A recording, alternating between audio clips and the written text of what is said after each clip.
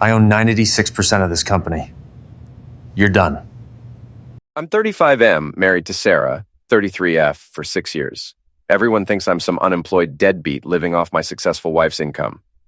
Sarah works in marketing at TechFlow Corp, pulling down decent money, while I work from our basement office doing what everyone assumes is playing video games or light freelance work. The reality is completely different. 8 years ago, I built and sold a tech company called DataSphere for enough money to retire 3 generations of my family. After the sale, I got into trading, cryptocurrency, and strategic investments. My basement office isn't a gaming setup. It's a multi-million-dollar trading floor with servers worth more than most people's houses. But here's where I screwed up. I never told Sarah the full truth about my wealth. She knew I had some money from a previous business, but I let her believe I was just getting by on modest savings and consulting work. Why? Because I wanted someone to love me for who I am, not what I own. Stupid romantic idealism that backfired spectacularly. So Sarah spends 6 years thinking she's married to an underachiever who can't hold a real job.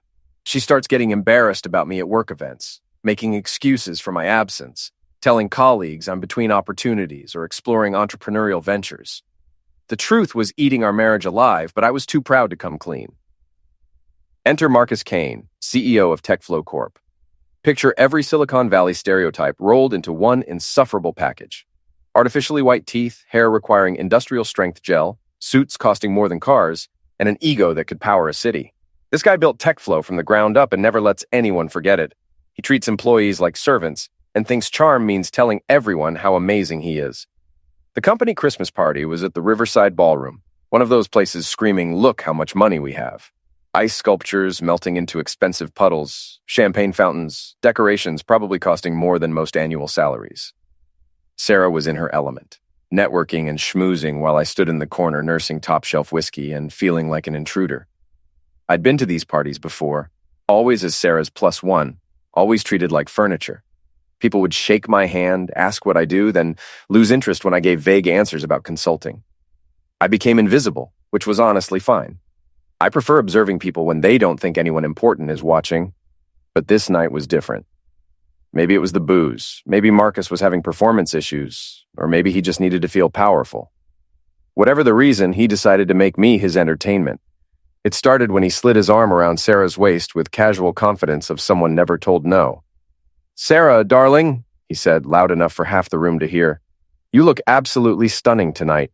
Though I have to ask, where's that mysterious husband of yours hiding?" The group chuckled like he'd made the world's funniest joke. Sarah's laugh was bright and musical, the same one that used to make my heart race when we were dating. Now it just made my stomach turn. "Oh, David's around here somewhere," she said, scanning until her eyes found me. For just a moment, I thought I saw something apologetic in her expression. Then Marcus followed her gaze and his grin turned carnivory. "Ah, there he is," Marcus announced, voice booming across the ballroom like he was calling lottery numbers. "Ladies and gentlemen, may I present David Walsh, the man who's mastered the fine art of professional unemployment." The laughter hit me like a physical blow. These people, Sarah's colleagues, her work friends, people I'd smiled at and made small talk with for years, were eating it up like prime entertainment. But Marcus wasn't finished. He tightened his grip on Sarah's waist, pulling her closer, like she was a trophy he'd won. "You know what David is?" he continued, voice dripping with mock affection. "He's Sarah's little basement pet, the kind of guy who stays home, watches Netflix, and lives off his successful wife's hard work. Broke, needy, and completely forgettable." The room exploded. People were practically falling over themselves laughing. Some woman in a sequin dress actually snorted champagne through her nose. Even the catering staff were hiding grins. And then there was Sarah, my wife. The woman who'd promised to love and honor me, who'd sworn to have my back through thick and thin, threw her head back and laughed like Marcus had delivered the punchline of the century. Her laughter was the loudest of all, bright and clear and absolutely devastating.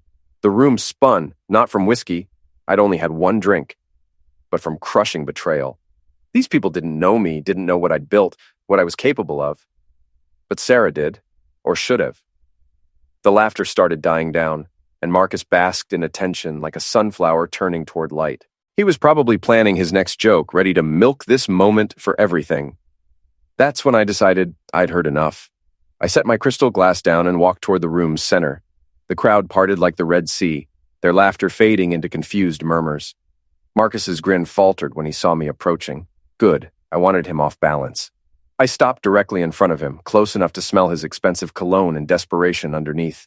The room was dead silent now, everyone waiting to see what the basement pet was going to do. I looked Marcus straight in his artificially blue contact lens eyes and smiled, not bitter or angry, just calm, confident, and completely unshakable. "You know what, Marcus?" I said, voice carrying clearly through the silent ballroom. "You're absolutely right. I am just a guy who spends time in the basement." His grin returned, triumphant. He thought he'd won. "But here's the thing about basements," I continued, smile never wavering. "That's where you keep all the really valuable stuff. And you, my friend, are about to lose 96% of your company." Marcus's face went white. Not pale, not flushed. White as fresh snow, white as bleached bone, white as the lies he'd been telling himself about who really held power in that room. The silence stretched forever. I turned and walked away, leaving him standing there with his mouth hanging open like a broken marionette. Walking out felt like stepping from a fever dream. Cool December air hit my face like a wake-up call, and for the first time all evening I could actually breathe. Behind me I could hear stunned silence giving way to confused chatter. "David! David, wait!" Sarah's voice echoed across the hotel lobby, accompanied by frantic clicking of designer heels on marble. She was chasing after me like some romantic comedy heroine, except this wasn't cute or romantic. This was desperate damage control. I didn't slow down. She'd had her chance to defend me up there, and instead chose to laugh along with the crowd like I was some punchline. "David, please stop." Her voice was getting breathless, probably because running in those ridiculous heels was like trying to sprint in stilts. Part of me wanted to keep walking, to let her stumble after me while I disappeared into the night. But the other part, the part that still remembered why I'd fallen for her, made me stop. I turned around slowly. She was slightly out of breath, her perfect hair showing first signs of coming undone. Her cheeks were flushed, whether from embarrassment or exertion, I couldn't tell.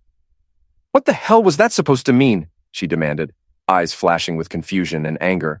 "What you said to Marcus about him losing his company? David, that doesn't make sense. You can't just threaten people like that." I had to laugh, not bitter laughter, but genuine amusement at the sheer absurdity. Here was my wife defending the man who'd just humiliated me in front of a room full of people. The same man who'd called me a broke, needy basement pet while she laughed along. "Threaten him?" I said, shaking my head. "Sarah, that wasn't a threat. That was a promise." She stared at me like I just told her I was secretly an alien from Mars. "David, you're scaring me. You're talking crazy. Marcus owns TechFlow. He built that company from the ground up. You can't just..." "Can't what?" I interrupted, voice staying perfectly calm despite the storm in my chest. "Can't tell the truth? Can't defend myself when your boss decides to turn me into his personal entertainment?" "That's not what happened," she protested, but her voice lacked conviction. We both knew exactly what had happened up there. "Really?" I stepped closer, close enough that she had to tilt her head back to look at me. "Because from where I was standing, it looked like my wife found it absolutely hilarious when another man called me a pathetic loser who lives off her success." The fight went out of her eyes for a moment, replaced by something that might have been guilt. But then her defensive walls went back up and she crossed her arms like she was protecting herself from my words. "You're being ridiculous," she said, but couldn't meet my eyes. "It was just a joke, David. Marcus was just being Marcus. You know how he is at these things." "Yeah, I do know how he is," I said quietly. "The question is, do you know how I am?" She frowned, clearly confused. "What's that supposed to mean?" And there it was, the million-dollar question that proved everything I'd suspected for years. My own wife didn't know who I was. She didn't know what I'd done, what I'd built, what I was capable of. To her, I was exactly what Marcus had said. A basement pet, a kept man, a nobody who'd gotten lucky enough to marry above his station. "It means," I said, turning toward the parking garage, "that you're about to find out." We'd reached my car, a modest sedan that suddenly looked like a rust bucket next to all the BMWs and Mercedes in the garage. Sarah probably saw it as proof of what Marcus had said about me being broke. She had no idea I could have bought and sold half the cars in that garage without making a dent in my portfolio. "David, please," she said, voice softer now, almost pleading. "I'm sorry. I should have defended you, I know that. But this thing with Marcus, whatever you're planning, it's going to hurt both of us. My career, our future. Our future? I unlocked the car and opened the driver's door. Sarah, after tonight, I'm not even sure we have a present, let alone a future. Her face went pale. You don't mean that. I looked at her for a long moment, really looked at her. The woman I'd married, the woman I'd thought I'd spend the rest of my life with. She was beautiful, successful, ambitious, everything I thought I wanted in a partner. But she didn't know me. After all these years together, she had no idea who I really was. You laughed at me, I said quietly. In front of all those people, you laughed at me like I was nothing. Like I was exactly what he said I was. I'm sorry. Sorry doesn't fix this, Sarah. I got into the car and started the engine. But don't worry. By tomorrow morning, you'll understand exactly why Marcus's face went white. The drive home was therapeutic in that twisted way that only pure rage can be. I took the long way, letting December night air cool my head while my hands gripped the steering wheel. The radio was playing some sappy Christmas song about love and togetherness. Perfect soundtrack for the dumpster fire my marriage had just become. Inside our house, the silence was deafening. I loosened my tie, the expensive one Sarah had picked out, claiming it made me look presentable, and headed straight for my office. Not the fancy home office upstairs that Sarah used for important work calls, but the smaller room in the basement that everyone assumed was where I played video games. The irony wasn't lost on me. Marcus had called me a basement pet, and technically, he wasn't wrong. All my most valuable stuff really was in the basement. The office looked exactly like what you'd expect from a guy who supposedly didn't work. A beat-up desk from a garage sale, a gaming chair that had seen better days, multiple monitors that most people would assume were for entertainment. What they couldn't see was that those monitors were connected to servers worth more than most people's annual salaries, running algorithms that had made me rich enough to buy Marcus's company as a hobby. I walked over to the bookshelf filled with technical manuals and programming guides that Sarah always complained made the room look nerdy. She had no idea that half those books were hollowed out, containing backup drives and encrypted storage devices. But tonight wasn't about digital stuff. I pulled out 3 specific books: Advanced Database Management, Network Security Protocols, and Corporate Finance for Dummies. The last one always made me chuckle. The books triggered a mechanism I'd had installed. The entire middle section swung inward on hidden hinges, revealing a wall safe that would have made a Swiss banker jealous. Biometric scanner, keypad, multiple deadbolts. This wasn't some hardware store special. This was industrial-grade security for industrial-grade secrets. I pressed my thumb to the scanner, punched in a code that included Sarah's birthday, and listened to the satisfying chunk of locks retracting. Inside was the paper trail that would turn tonight's humiliation into tomorrow's revenge. The documents were organized in labeled folders, each representing a different phase of my carefully orchestrated plan. But the folder I really wanted was labeled TechFlow Acquisition. For 3 years, I'd been quietly, methodically, and completely legally buying up Marcus's company. Shell companies, dummy corporations, offshore investment funds. I'd used every trick in the book to hide my identity while systematically purchasing shares from anyone willing to sell. The beautiful thing about Marcus was that he was so arrogant, so convinced of his own brilliance, that he'd never bothered to investigate who was buying up his company. He'd been too busy playing CEO and making speeches to notice someone pulling the rug out from under his feet. I spread the documents across my desk like I was planning a military campaign, original merger documents, trust agreements, board resolutions that gave me ultimate decision-making power whenever I chose to exercise it. My personal favorite was the clause buried on page 47 of the main contract, the one that allowed me to remove any executive for conduct detrimental to company interests. I pulled out my phone and called Jennifer Liu, my lawyer, and the only person who knew exactly how wealthy I really was. She'd been with me since the early days, back when I was just another programmer with big dreams. It was late, almost midnight, but Jennifer was a night owl. Well, well, she answered on the second ring. David Walsh, finally ready to come out of the shadows? It's time, I said. What finally pushed you over the edge? Let me guess. Marcus said something stupid at a party. Something like that. And Sarah? I looked at the wedding photo on my desk. The happy couple who thought they knew each other. Sarah laughed. There was a long pause. Jennifer had met Sarah, had watched our relationship develop, had probably seen this coming from miles away. All right, she said finally. No more Mr. Nice Guy. Tomorrow we remind everyone why they should be careful about making jokes at other people's expense. Morning came too early, but I was already awake. I'd been awake since 4 a.m., sitting in my kitchen with cold coffee, watching the world wake up. Everything looks different when you're about to blow up someone's life. Sarah had come home around 2 a.m., probably after spending hours with work friends trying to figure out what had happened. I'd heard her heels on hardwood, heard her pause outside my office door, then heard her trudge upstairs to what I was sure would be the guest bedroom. By 7 a.m., I was showered, dressed in my best suit, and ready to watch Marcus's world collapse. Jennifer had texted me at 5:30. Papers filed, audit approved. May God have mercy on his soul. TechFlow's headquarters looked exactly like what you'd expect from a company run by someone with a God complex. All glass and steel and pretentious architecture that screamed innovation without actually innovating anything. I'd been in the building 3 times, always as Sarah's +1, always treated like an embarrassing appendage. Today was different. I didn't use the main entrance. Instead, I headed straight for the executive parking garage, where my key card, the one I'd had made years ago but never used, got me past security like I belonged there. Which I did. I owned the damn place.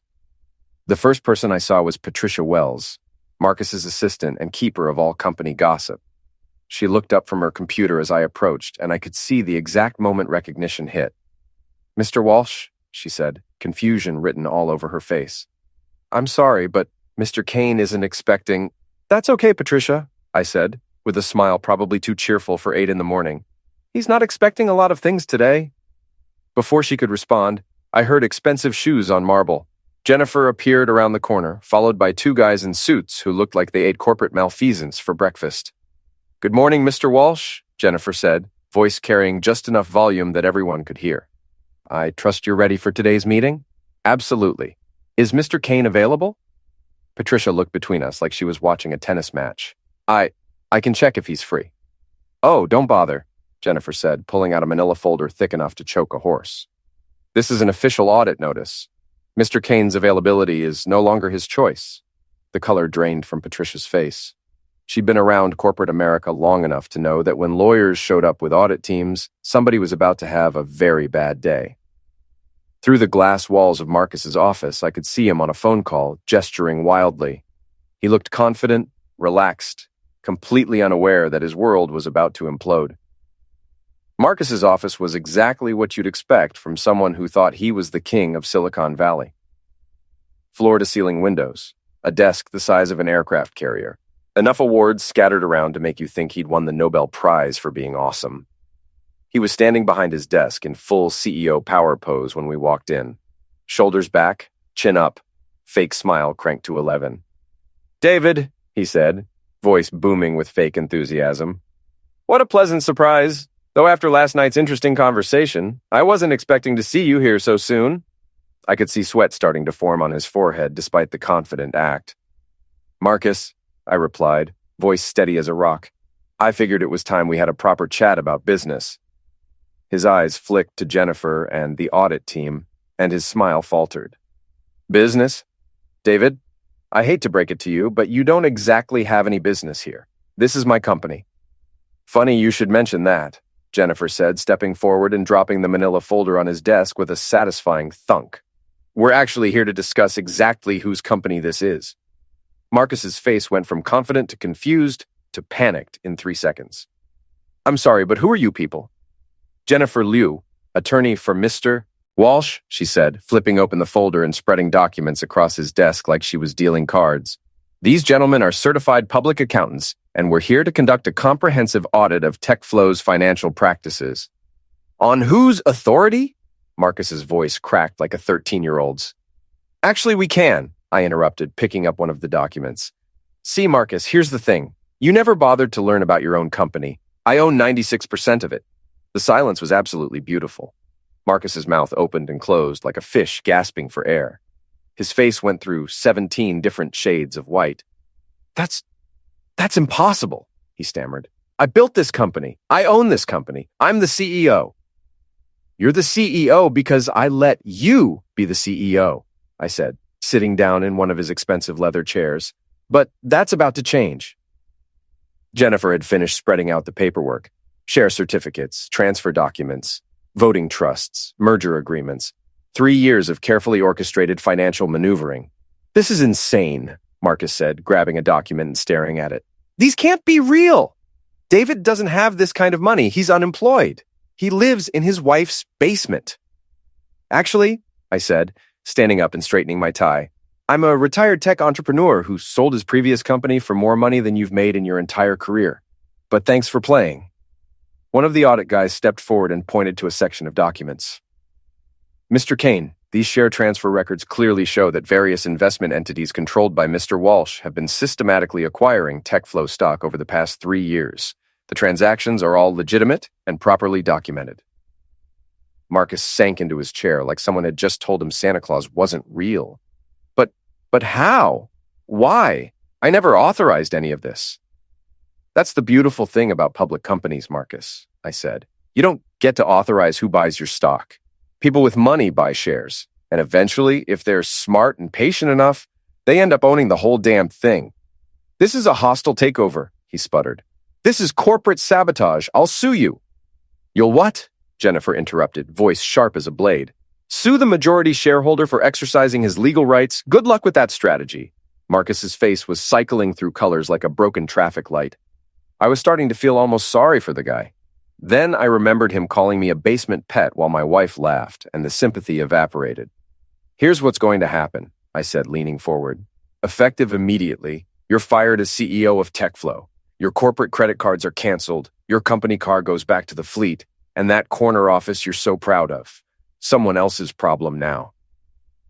You can't do this, he shouted, jumping up. The board will never approve this. I have contracts. I have rights. The board will approve whatever I tell them to approve, I said calmly. As for your contracts, Jennifer would be happy to explain that conduct detrimental to company interest clause you never bothered to read. Jennifer smiled like a shark. Page 47, subsection C. Insulting and humiliating business partners or their family members at public events definitely qualifies. Business partners? Marcus's voice was barely a whisper. David's not a business partner. He's the guy who owns your company, Jennifer finished. The guy you decided to humiliate at a Christmas party for cheap laughs. For the first time since we'd walked in, Marcus looked genuinely scared. It was finally sinking in that this wasn't some elaborate prank. This was real, and his perfect little kingdom was crumbling. David, he said, voice suddenly small and pleading. Look, maybe I was out of line last night. Maybe I said some things I shouldn't have. We can work this out, right? I walked around his desk, stopping directly in front of him. He was sweating openly now, his perfect hair wilting, his expensive suit looking rumpled and desperate. Marcus, I said quietly, you called me a broke, needy, forgettable basement pet in front of a room full of people. You made my wife laugh at me. You turned my marriage into your entertainment. He opened his mouth, probably to offer another apology, but I held up my hand. So no, we can't work this out. You're done. I turned to Jennifer, who was already closing the folder. Oh, and Marcus? I'm naming Lisa Chen as interim CEO. You know, the woman whose ideas you've been stealing for years. His face went completely white. Lisa? But she's just a programmer. She's a programmer who understands technology, treats people with respect, and has never once called anyone a basement pet, I said. Funny how that works out. As we walked out, I could hear him frantically dialing numbers, probably trying to call board members or lawyers. Good luck with that. It's hard to fight a ghost when you finally realize he's been holding all the cards. The drive home was like winning the lottery and curing cancer all rolled into one beautiful package. I pulled into our driveway around 6 p.m. Sarah's car was already there, and lights were on in every room. I found her in the living room, still wearing her work clothes, but her perfect hair was messed up and her makeup was smudged. She was standing by the window like she expected a parade of angry board members. What the hell did you do? She demanded, voice climbing toward that pitch that makes dogs whimper. You got Marcus fired. You somehow took over his company. My phone has been ringing nonstop with people asking me what's going on. And what did you tell them? I told them I had no idea, she screamed, throwing her phone onto the couch. Because I don't. I don't know anything about you. I don't know where you got the money. I don't know how you bought a company. I don't know why you did it, and I sure as hell don't know why you decided to destroy my career in the process. There it was. Not that I'd been humiliated and she'd laughed. Not that her boss had called me pathetic. Her career, her image, her standing in the corporate world. Your career? I repeated slowly. That's what you're worried about. Of course that's what I'm worried about. Do you have any idea how this looks? My husband, who everyone thinks is unemployed, just fired my boss and took over the company. People are going to think I was in on it. They're going to think I've been lying to them for years. You have been lying to them for years, I said quietly. She stopped pacing and stared at me. What's that supposed to mean? It means you've been telling everyone that your husband is a loser who lives off your success, when the truth is that your success comes from the company I own. Her mouth fell open. I never said you were a loser. Really?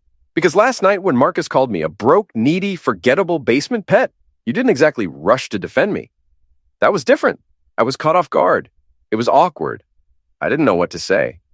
You knew exactly what to say, I replied, my voice getting harder. You said nothing, and then you laughed. It was just a joke. I felt my own anger starting to rise. Sarah, he called me a nobody in front of a room full of people. He said I was pathetic and forgettable. He made me the entertainment for the evening, and you thought it was funny. I was trying to keep the peace. Bees. The word came out sharper than I'd intended, and she flinched. You were trying to keep your position. You were trying to make sure your boss still liked you, even if it meant throwing your husband under the bus. Tears started forming in her eyes, but I wasn't moved by them. David, please, you're scaring me. This isn't like you. You don't do things like this. You don't fight back. And there it was. The truth she didn't even realize she'd spoken.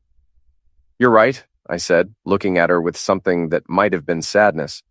The David you married doesn't fight back. He sits quietly in corners, lets people insult him, and pretends it doesn't hurt when his own wife laughs along. I picked up her phone and held it out to her. But that David died last night, Sarah. Right around the time you decided that keeping your boss happy was more important than defending your husband. She took the phone with shaking hands. So what happens now? You've embarrassed me in front of everyone I work with. You've made me look like a fool or a liar or both. What's your next move? I walked toward the stairs. This isn't revenge, Sarah. This is me finally being honest about who I am and what I'm capable of. And what about us? What about our marriage? I looked at her for a long moment. The woman I'd fallen in love with. The woman I'd thought I'd spend my life with. The woman who'd laughed when someone called me a basement pet. I don't know, I said honestly. I guess that depends on whether you can learn to respect the man you actually married instead of the man you thought you could manage. And what about me? I turned around and looked down at her. She looked so small, standing there surrounded by all the expensive things we'd bought together, holding her phone like it was her lifeline. That's up to you, I said. You can learn who you actually married, or you can keep pretending I'm the man you thought you could keep in the basement. But either way, I'm done being your pet. 3 months later, TechFlow looked like a completely different company. Lisa Chen had turned out to be everything I'd hoped for and more.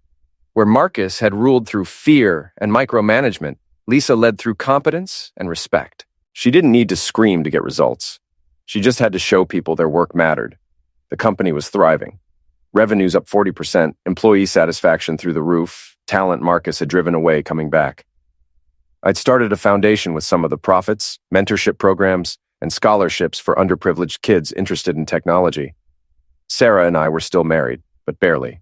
Marriage counseling twice a week, separate bedrooms, conversations that still ended in tears more often than laughter. But we were trying, actually trying, instead of just pretending everything was fine while we slowly poisoned each other with resentment. She'd taken a leave of absence and started volunteering with my foundation, teaching basic coding to kids who reminded me of myself at that age. Smart, ambitious, but without resources or connections. It was who she'd been before corporate ambition consumed her identity. Marcus was selling insurance in Tampa now, telling anyone who'd listen about the time he almost built a tech empire. Last I heard, he was convinced himself I'd somehow cheated or broken laws, because admitting he got outplayed by the unemployed loser would shatter what was left of his ego. 6 months after that night, I'm running TechFlow openly while expanding my foundation work. No more hiding in basements or pretending to be less than I am. Sarah's slowly becoming someone I can respect again. Someone who values substance over status. We're rebuilding from scratch. learning to actually know each other instead of the people we pretended to be. Some days are harder than others, but we're making progress. The lesson? Never humiliate someone just because you think they can't fight back. You never know who's really holding the power in the room. Sometimes the quiet guy in the corner isn't weak. He's just waiting for the right moment to remind everyone why underestimating people is dangerous. Sarah still cries sometimes when she talks about that night, about how she failed the most basic test of marriage, having her husband's back when he needed her most. We're working on forgiveness, both directions. But I'll never be anyone's basement trophy again. And Marcus learned that calling someone forgettable doesn't make it true, especially when they remember everything and have the resources to do something about it.